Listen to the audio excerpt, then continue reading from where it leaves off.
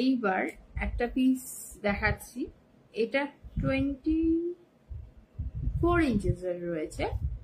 And যারা ভারী piece বা বেশি চওড়া পিস পরতে পছন্দ করো না, তাদের জন্য এটা একদম আইডিয়াল। আমি এটা ডবল লাইন করে ধরলাম, and this is a slick. কতটা সরু তোমরা বুঝতে পারছো। ওকে, এই পিসটাও যাচ্ছে 24 ইঞ্চেসে। এটার মোটিভটা কি বলবো, প্যাঁচালো চেন যাকে বলে, অনেকটা সেই টাইপের ডিজাইনটা। এই যাচ্ছে সেকেন্ড ডিজাইন, যেটাতে ওই প্যাঁচানো মোটিভটাই রয়েছে, কিন্তু এখানে তোমার ডিজাইনটা এরকম যাবে, একটা মানে মনে হবে যেন দুটো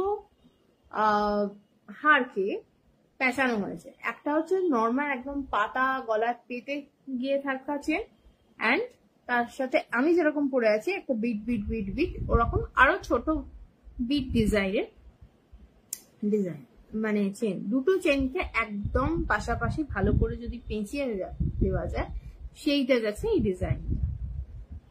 ভীষণ সুন্দর। আশা করি বোঝাতে পারছি যে ব্যাপারটা, মানে যখন তোমরা পড়বে এরকম লুক আছে। হালকা করে যদি আমি দেখানোর চেষ্টা করছি যাতে দুটো লাইন তোমরা বুঝতে পারো। এইভাবেই কিন্তু জিনিসটা রেডি রয়েছে। এই পিসটা 24 ইঞ্চেসের রয়েছে।